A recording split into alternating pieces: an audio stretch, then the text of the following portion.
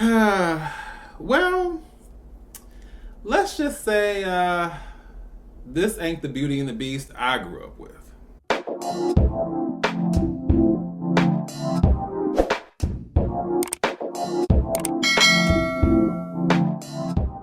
Hey everyone, this is Dmovieman, fellow cinephile, popcorn addict, and emerging film critic, coming to you with reliable recaps, reviews, and reactions.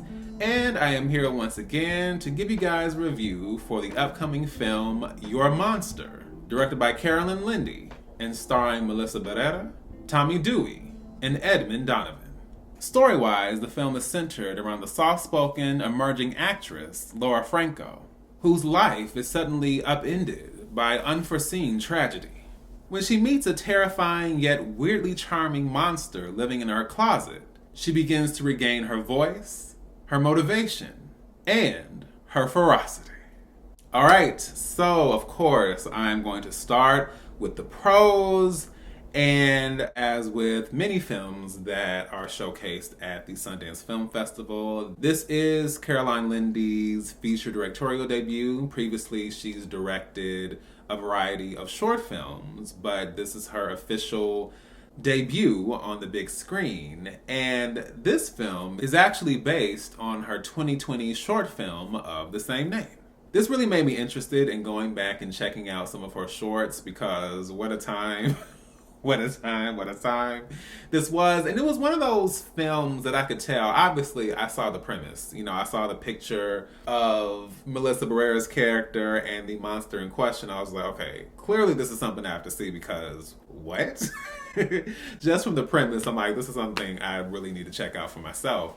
But I think what surprised me was just what it had to say and how it really does subvert your expectations. You go in thinking like, okay, this is pretty simple, this is pretty straightforward, which for me is fine, of course. But I was just like, okay, what is this really, what are we really talking about here?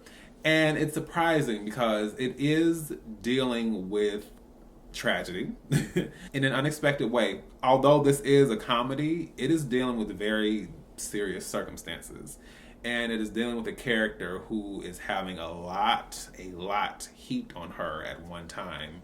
And then out of nowhere, we have this monster who is now forming this really bizarre friendship, I suppose, with our main character. And just, the progression of that and where that goes within the story, it does not go where you expect. I thought I knew. I just figured, okay, this is some kind of quirky, funny, dark comedy situation, and we're taking Beauty and the Beast and we're flipping that around, and it's just like, you think that's what you're getting? And then it takes a little bit of a 180 at a certain point.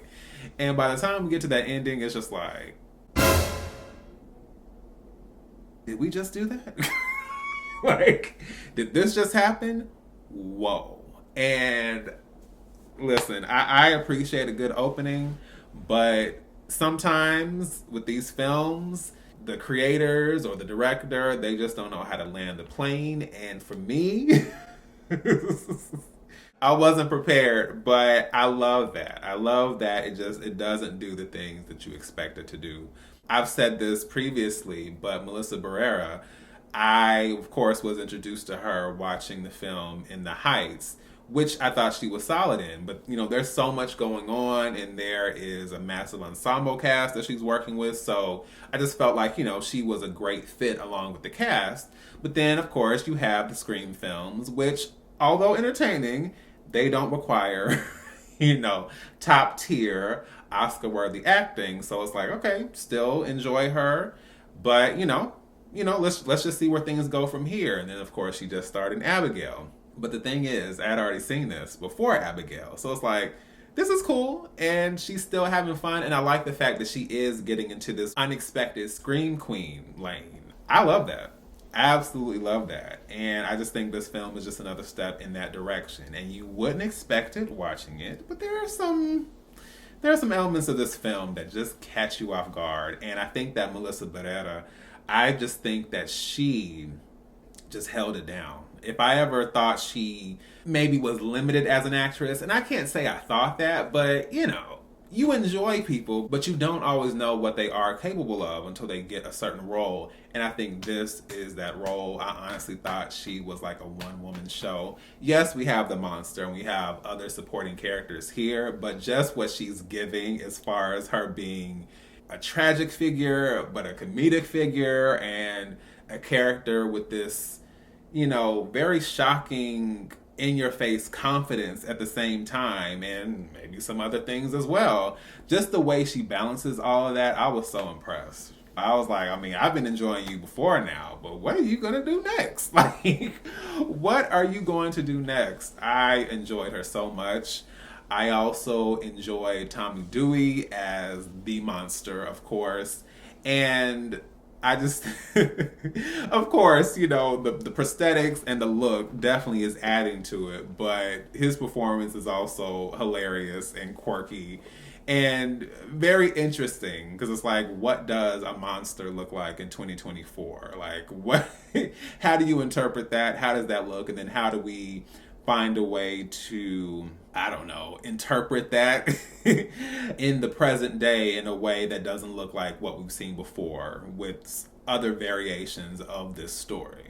I would also like to shout out Meghann Fahy. Of course, many of you will be familiar with her for her role as Daphne in the second season of The White Lotus. She really did her thing. She was even nominated for the Primetime Emmy Award for Outstanding Supporting Actress in a Drama Series. If you guys watched that season, then you know that was absolutely deserved. It was a lot of awards deserved for that season. I'm so ready for the third season, but that's besides the point.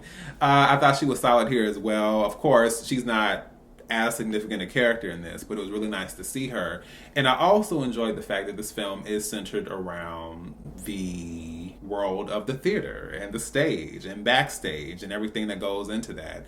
I just find that, and I don't know if it's just because I'm older or I understand more about my interests, or I just like seeing just behind the curtain as far as different career fields and things like movies, television, the stage, costume design. Like, I just love seeing the work that goes into that. So I like the fact that this deals with our main character being immersed in that world and everything that comes with that. And again, circling around to the ending, how that even turns out.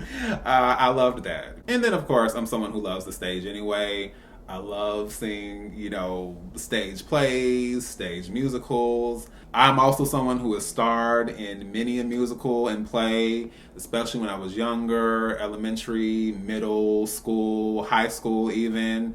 Been a part of that world as well. I've seen what that looks like. So to see a film that highlights some of that was really, really enjoyable. And I just thought it was so much fun. It really was. All right, and then jumping over to the cons, I would say my biggest con is probably with some of the writing, and more so in the first half of the film. Of course, there were laughs and there were, quirky moments, and we see the reveal of the monster and just all these things that are going on. But some of the interactions to me between Laura and the monster, it didn't quite do it for me. Not that it was bad, but it was just like, it was kind of missing that spark and that edge, you know what I'm saying? And it just felt more so like, oh, I just think it lacked a little bit of something as far as the comedic wit and, that piece of it and those characters interacting. I wanted just a little bit more. I love dialogue and I'm interested in writing that really hits a certain way. And it's not like I was looking for these characters to have like these deep, methodical conversations. But I just think even from what we see from them early on, it's kind of like, for me, it didn't sell me 100%. And I think that set my expectations to believe that going forward, we're always just going to be at this point. I think some of it feels flat. I know it's building up to something, but initially I was kind of like, I'm still enjoying this, but this isn't like I'm having fun. It was like, this is cool. You know what I'm saying? But it definitely gets better over time. I also think the reveals with the monster in question at a certain point, I think that also was missing a little something for me. Like, I know what you're doing, but I I want this to hit a little bit harder than it is right now. So yeah, I just thought there were some missed opportunities as far as writing and some of the storytelling, and that's always going to be my biggest thing. Thankfully, the latter half does make up for it, but for a minute there, I was kind of like, I don't know about this one.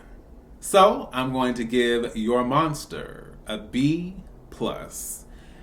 The one thing I can absolutely say about this film is that it is just such a good time. It's so enjoyable. It's so fun. It is, like I said, it's dark. It's quirky. There's music. There's magic. There's maybe a little bit of unexpected blood. You know what I'm saying? Like, it just hits in a lot of different ways you don't expect. And, I love that. Keep me guessing. Give me something that I didn't think I needed or wanted. And then I walk away like, oh, well, all right then. So, yes. So, of course, I've been counting down the months, the weeks, the days until this one was going to be released. And, of course, I can't wait for you all to see it for yourselves. And Your Monster will be premiering in theaters October 25th. You guys feel free to check it out, leave your thoughts below, and, of course, let me know what you think. So, once again, this is Dmovieman signing off, and I'll see you with the movie.